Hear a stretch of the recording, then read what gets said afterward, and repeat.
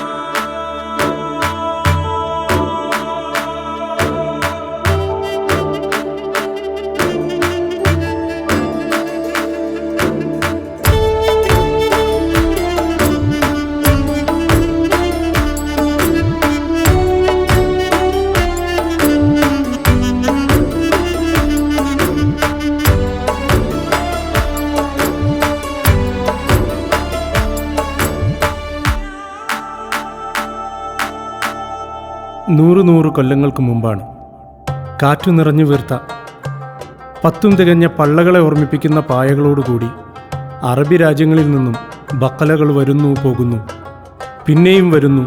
കുരുമുളകും ചുക്കും ഏലവും ചൂടിയും 2 കരകളെ കൂട്ടിയിണക്കുന്നു. ഒഴിഞ്ഞ ബക്കലകളല്ല വന്നത്.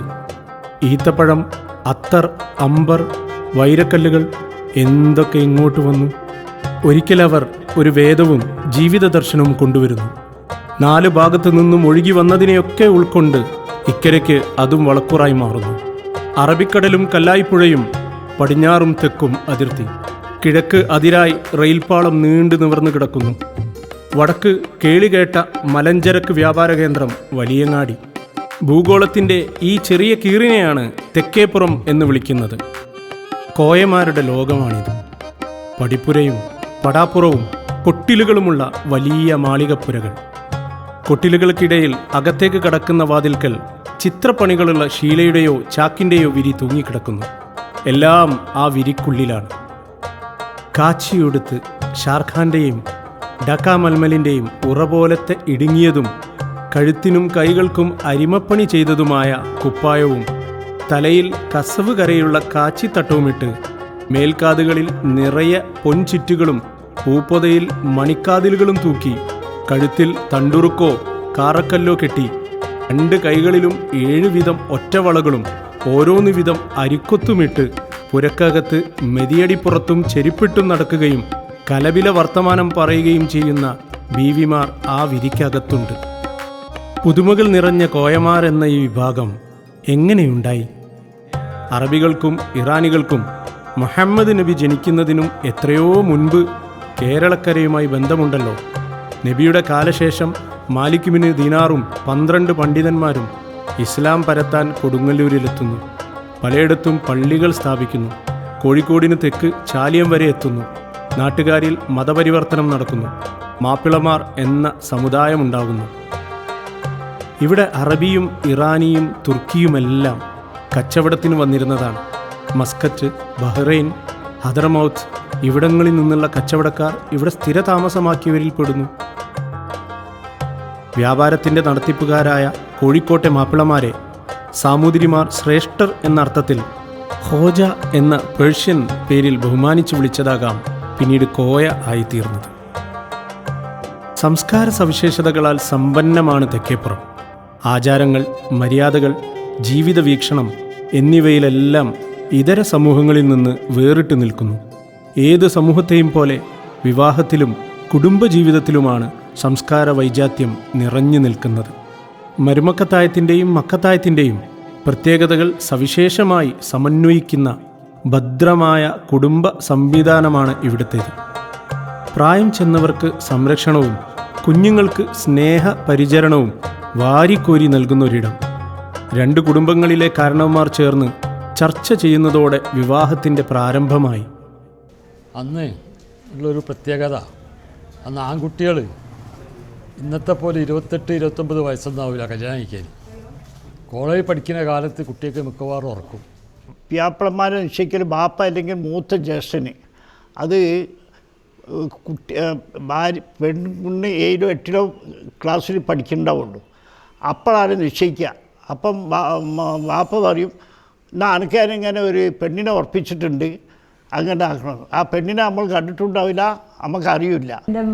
എൻ്റെ കല്യാണ സമയത്ത് 9 വയസ്സിലാണ് കല്യാണം.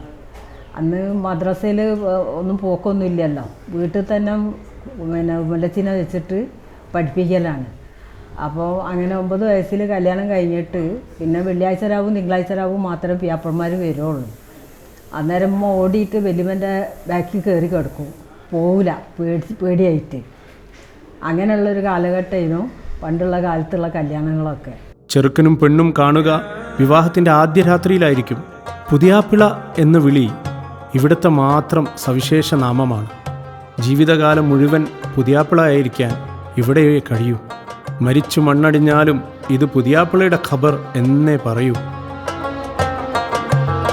പെണ്ണിനെ കണ്ട് ഉറപ്പിക്കാനെത്തുക വരൻ്റെ മാതാവും അമ്മായിമാരുമൊക്കെയാണ്. അവർ പെണ്ണിനെ കണ്ടിഷ്ടമായാൽ മിഠായിയോ പലഹാരമോ ആഭരണമോ കണ്ടോശാരം എന്ന നിലക്ക് നൽകും. ഇത് കൊടുത്താൽ പെണ്ണിനെ ഇഷ്ടമായി എന്നാണ് അർത്ഥം. പെണ്ണിൻ്റെ പിതാവും അമ്മാവന്മാരും ചെറുക്കൻ്റെ പിതാവും ചേർന്ന് ആലോചിക്കുന്നതോടെ വിവാഹ നിശ്ചയമായി. കല്യാണം വിളി മുതൽ തക്കാരം വരെ വിപുലമായ പരിപാടികളുണ്ട്. അത്യാവശ്യം കുടുംബക്കാർ ചേർന്ന് വിവാഹം നിശ്ചയിക്കും. നിക്കാഹാണ് വിവാഹത്തിലെ ഏറ്റവും പ്രധാന ചടങ്ങ്. നിക്കാഹ് പടത്തിൽ തന്നെ എന്ന് തീരുമാനിച്ചാൽ അത് വിവാഹ ദിവസമായിരിക്കും. അതുപോലെ കല്യാണത്തിൻ്റെ കുറേ മുമ്പ് ഈ വെള്ളവലി എന്ന് പറഞ്ഞൊരു പരിപാടിയുണ്ട്. ഇത്തള് നീറ്റിങ്ങായിട്ട് വെള്ളവലിക്കുമായിരുന്നു. ആ ഇത്തള് നീറ്റുന്നത് മറ്റേ പൊയക്കത്തെ പള്ളീൻ്റെ അവിടെയും ഖലീഫ പള്ളീൻ്റെ 2 സ്ഥലത്താണ് ഇത്തള് നീറ്റുന്നുണ്ടായിരുന്നു. അവിടുന്നും ഈ ഇത്തള് നീറ്റിയ ഇത്തളുമായിട്ട് വന്നിട്ട് വെള്ളം വലിക്കുമായിരുന്നു. അതിന് ശേഷം പിന്നെ മറ്റേ വിളി ഇറങ്ങാൻ വേണ്ടിയിട്ട് വിളിക്കാരത്തിനെ വിളിക്കും. വിവാഹത്തിന് ഓരോ വീടുകളിലും കയറി കത്തു കൊടുക്കുന്നതും ക്ഷണിക്കുന്നതും വിളിക്കാരത്തികളാണ്. വലിയ അനിയവന്റെ മോളെ കാരണം വരുന്ന മാസം 19 20 വേച്ച 2 മണിക്ക് എല്ലാവരും കുട്ടികളെ ഞാൻ വയ്യ പറയാ വിളിയെത്തിയിട്ടില്ലേ, നമ്മളെ വിളിച്ചിട്ടില്ല ഈ പരാതി കുട്ടികൾക്ക് എഴുതി കൊടുക്കും. ഒരു പറയും മക്കള് ഉമ്മാരും വന്നാ പറയില്ല, വിളിച്ചെന്നില്ല, നമ്മക്ക് പരാതി നിങ്ങളവിടെ വിളിയെത്തിയിട്ടില്ലേ അല്ലേ. ഇന്ന തറവാട്ടിലെ ഇന്നയാളുടെ മകളുടെ അല്ലെങ്കിൽ മകൻ്റെ കല്യാണം എന്ന് പറഞ്ഞാണ് ക്ഷണിക്കുക. തറവാട്ടിലെ സ്ത്രീകളുടെ പേരാണ് പറയുക. ചോറ്റിനും അറയിലാക്കലിനും പുതുക്കത്തിനും വെത്തിലെട്ടിനും പ്രത്യേകം പറഞ്ഞ് ക്ഷണിക്കും. കല്യാണത്തോടനുബന്ധിച്ച് ഭക്ഷണത്തിനുള്ള ഒരുക്കം 2 ആഴ്ച മുമ്പേ ആരംഭിക്കും. ഇതിൻ്റെ ഭാഗമാണ് അരിചേറൽ. കുടുംബത്തിലെ സ്ത്രീകളും ഇതിനായി പ്രത്യേകമുള്ള സ്ത്രീകളുമെല്ലാം ചേർന്ന് അരി ചേറി കല്ലും മറ്റും പെറുക്കി ചേറി വെക്കുന്നു. കൂട്ടം കൂടിയിരുന്ന് കിസ്സ പറഞ്ഞാണ് ഈ ജോലികൾ സ്ത്രീകൾ ചെയ്യുക. എന്ത് രസമാണെന്നോ അത് കാണാൻ.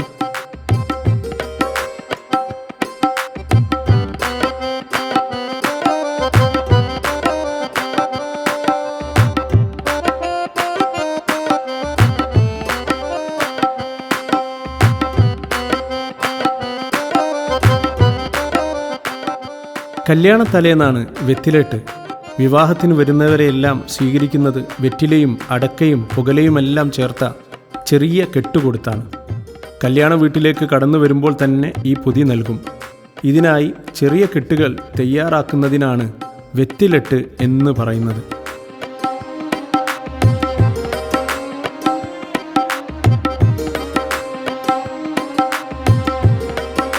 ഒരു ഭാഗത്ത് സ്ത്രീകളും കുട്ടികളും ചേർന്ന് വെറ്റില പൊതികൾ തയ്യാറാക്കുമ്പോൾ പുതിയ പെണ്ണിനെ സവിശേഷ വസ്ത്രങ്ങൾ ധരിപ്പിച്ച് ഇരുത്തി ചുറ്റും കൂട്ടുകാരികളും മറ്റും ചേർന്ന് മൈലാഞ്ചി അണിയിക്കും. കൂട്ടുകാരികൾ ഒപ്പന കളിക്കുകയും പാട്ടുപാടുകയും ചെയ്യും. ഒരു കൊട്ട പൊന്നുണ്ടല്ലോ മിന്നുണ്ടല്ലോ മേനി നിറയെ കരയല്ലേ കൽവിൻ മണിയെ കൽക്കണ്ട കനിയല്ലേ അരിമുല്ല പൂവാളത്തിനു പടച്ചവൻ വിരിയിച്ച പൂമലരല്ലേ അഴകിൻ്റെ ഇതിനിടയിൽ പെണ്ണിൻ്റെ അമ്മായിമാരും അമ്മാവന്മാരും കുടുംബക്കാരും എല്ലാം വന്ന് പെണ്ണിൻ്റെ കയ്യിൽ മൈലാഞ്ചി അണിയിക്കുകയും സമ്മാനങ്ങൾ നൽകുകയും ചെയ്യും.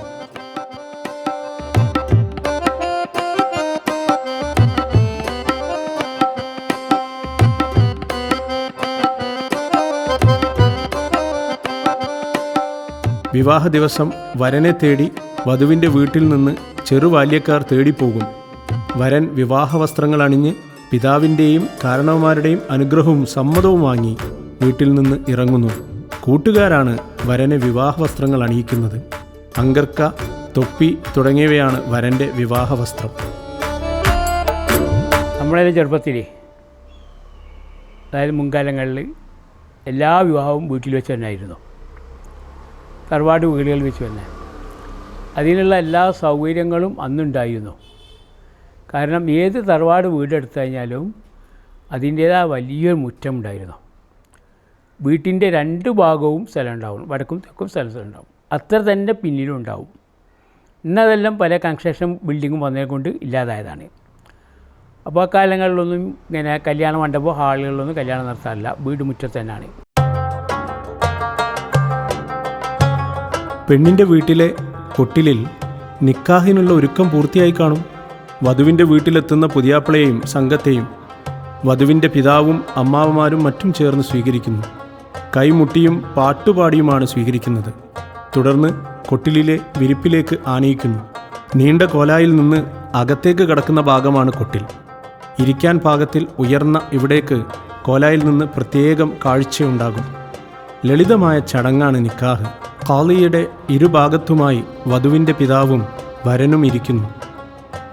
ഇരുവരുടെയും കൈകൾ ചേർത്തുവെച്ച് മകളെ വിവാഹം ചെയ്തു തന്നുവെന്ന് പിതാവും സ്വീകരിച്ചുവെന്ന് വരനും പറയുന്നു. തുടർന്ന് പ്രാർത്ഥന നടത്തുന്നതോടെ നിക്കാഹ് ചടങ്ങ് അവസാനിക്കുന്നു.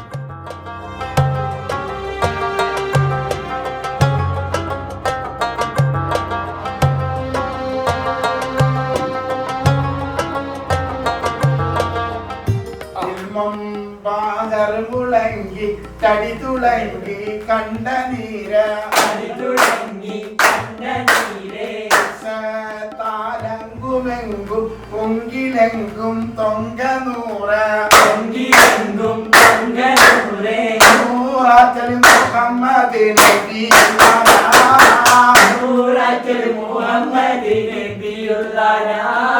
അന്നത്തെ കല്യാണം വേഴ്ച രാത്രിയും ഞായറാഴ്ചയാണ് കല്യാണം ഉണ്ടായില്ല, നടക്കില്ല. അതിൻ്റെ മുമ്പേ വേറെ ദിവസങ്ങളൊന്നും കല്യാണം ഉണ്ടായില്ല, അങ്ങനെ ഉണ്ടായാലുള്ളൂ. മുമ്പ് കല്യാണത്തിന് മാസറ എന്നുള്ളൊരു സിസ്റ്റം ഉണ്ടായിരുന്നു.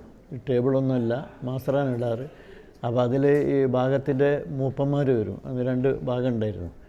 അതിലെ മൂപ്പന്മാർ വന്നിട്ട് എല്ലാവരും കൂടി ഇങ്ങനെ ഇരിക്കാറാണ് പതിവ്. മാസറ ഓരോന്ന് സർക്കിള് സുപ്രാണ് അതിൻ്റെ സംഭവം. അത് ഓരോന്നിട്ടിട്ട് അവർക്ക് ഓരോ ആളുകളെ അങ്ങോട്ടും ഇങ്ങോട്ടൊക്കെ തിരിക്കും. അപ്പോൾ ഒന്നിൽ ചിലപ്പോൾ 6 ആൾ, ചിലപ്പോൾ 7 ആൾ കുട്ടികളൊക്കെ അടക്കമുണ്ടെങ്കിൽ അങ്ങനെയൊക്കെ ഒരു സിസ്റ്റമായിരുന്നു അതിലുണ്ടായിരുന്നത്. വിവാഹത്തോടനുബന്ധിച്ച് വരൻ്റെയും വധുവിൻ്റെയും വീടുകളിൽ സൽക്കാരം പതിവുണ്ട്. പുരുഷന്മാർക്കും സ്ത്രീകൾക്കും പ്രത്യേകം പന്തലൊരുക്കിയാണ് ഭക്ഷണം നൽകുന്നത്. ഒരേ സമയം 8-10 ആളുകൾ സുപ്രക്ക് ചുറ്റുമിരുന്ന് വലിയ പാത്രത്തിൽ നിന്നാണ് ഭക്ഷണം കഴിച്ചിരുന്നത്.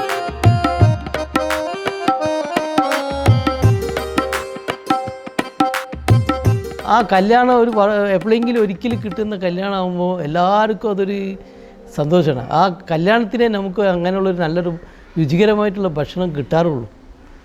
പിന്നെ മുമ്പ് നമുക്കൊരു ഭക്ഷണം നെയ്ച്ചോറൊന്നും വെക്കാൻ പറ്റാത്ത ഒരവസ്ഥ ഉണ്ടായിരുന്നു. 1965-70 കാലഘട്ടത്തിൽ അരി കിട്ടാതില്ലാത്തപ്പോൾ അന്ന് ഗവൺമെൻറ് കല്യാണം ആർഭാടമായിട്ട് കഴിക്കാൻ പാടില്ല എന്നുള്ള ഉത്തരവിറക്കിയിരുന്നു. അന്ന് ബ്രെഡും ഇറച്ചിക്കറിയും മാത്രമായിട്ട് അങ്ങനെയൊരു കല്യാണം നടന്നിരുന്നു. സ്ത്രീകൾക്കാണെങ്കിൽ മാസ്രപ്പലക എന്ന പ്രത്യേകം പലകയിലിരുന്നാണ് കഴിക്കുക. ഇടത്തോട്ട് മുഖമാക്കിയിരുന്ന ശേഷം വലത് കൈകൊണ്ട് എടുത്ത് കഴിക്കുന്നതാണ് രീതി. കല്യാണത്തിലെ പൊതുവായ ഭക്ഷണം നെയ്ച്ചോറും ഇസ്റ്റുമാണ്. വെണ്ടക്ക മുളകിട്ടത്, ചീര ഉപ്പേരി എന്നിവയും പതിവാണ്.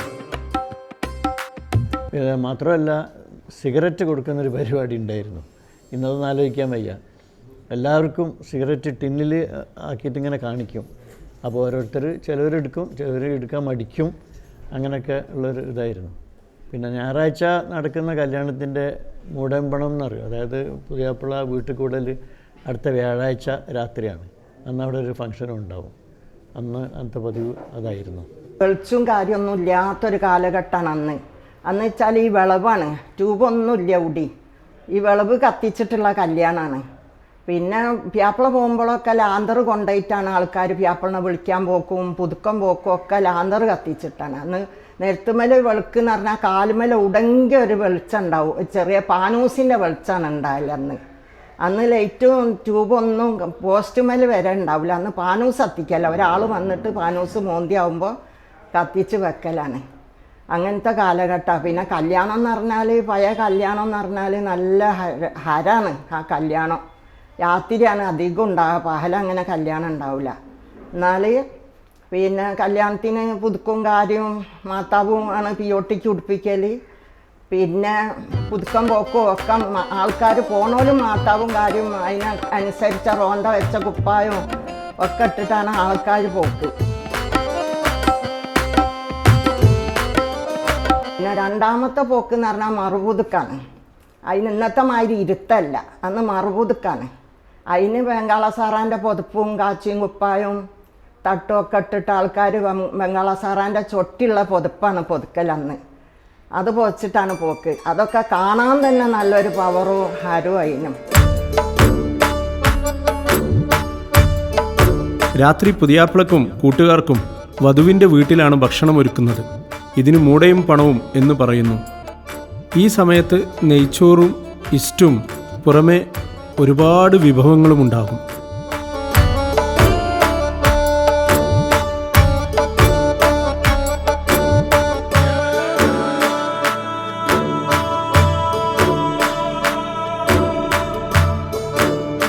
ഭക്ഷണശേഷം കൂട്ടുകാരോടൊത്താണ് പിയാപ്പിള വധുവിൻ്റെ വീട്ടിലെ അറയിലെത്തുന്നത്. കുറച്ചു സമയം കഴിയുമ്പോൾ കൂട്ടുകാർ യാത്ര പറഞ്ഞ് പിരിഞ്ഞു പോകും. തുടർന്നാണ് പിയോട്ടിനെ അറയിലാക്കൽ എന്ന ചടങ്ങ്. അണിഞ്ഞൊരുങ്ങിയ പിയോട്ടിയെ അറയുടെ വാതിൽ വരെ അമ്മായിമാരും കൂട്ടുകാരികളും അനുഗമിക്കും. ഉണ്ടൊസകി ഒരു കുലമുന്തിരി വാങ്ങിടുവാനായി 4 കയ്യിൽ ഉണ്ട് പ്രിയേ കൽവിലൊരാശ മുന്തിരി തിന്നിടുവാൻ.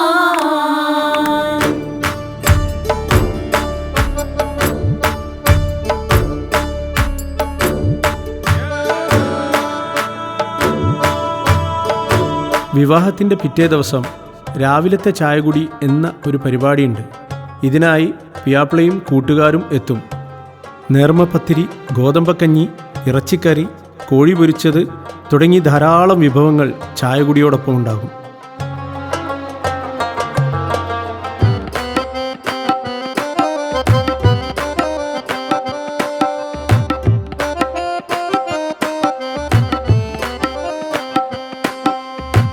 എല്ലാ ബന്ധങ്ങൾക്കും വലിയൊരു പ്രാധാന്യമുണ്ടായിരുന്നു.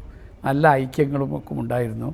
അതൊക്കെ പോയിട്ട് ഇപ്പോഴത്തെ അവസ്ഥയിൽ വിദ്യാഭ്യാസം കൂടി, അതിനനുസരിച്ചുള്ള അവസ്ഥയും കൂടി, ഒരുപാട് റെസ്ട്രിക്ഷനുകളൊക്കെ മുമ്പുണ്ടായിരുന്നത് ഇന്നില്ലാത്തത് കൊണ്ട് അത് 2 പ്ലസ്സും ഉണ്ട്. അത് പ്ലസ്സും ഉണ്ട് മൈനസും ഉണ്ട്. അന്നത്തെ കാലത്ത് എന്തും ഉത്തരവാദിത്തപ്പെട്ട ആളുകളുമായി സംസാരിച്ച് എന്തെങ്കിലും ചെയ്യുമായിരുന്നുള്ളൂ. ഇന്നതല്ല. ഭാര്യയും ഭർത്താവുമാരൊക്കെ തന്നെ അവർ തന്നെ വിദ്യാഭ്യാസവും കാര്യങ്ങളും എല്ലാം ഉണ്ടായതുകൊണ്ട് എല്ലാ തീരുമാനങ്ങളും സ്വന്തം തന്നെ എടുക്കുകയാണ് പതിവ്. ഇന്ന് അത് അങ്ങനെ ഒന്നും ഇല്ലാത്ത ഒരവസ്ഥ വന്നിരിക്കുന്നത്.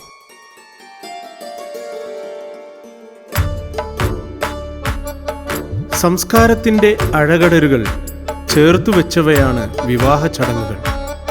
കാലത്തിൻ്റെ മഹാപ്രവാഹത്തിൽ പലതിനെയും മാറ്റിമറിക്കുമ്പോൾ ഒരു സമൂഹം ഇങ്ങനെയൊക്കെ ആയിരുന്നുവെന്ന് ഓർക്കുക മാത്രമേ ഇവിടെ ചെയ്യുന്നുള്ളൂ. കാലം തന്നെയാണ് സത്യം.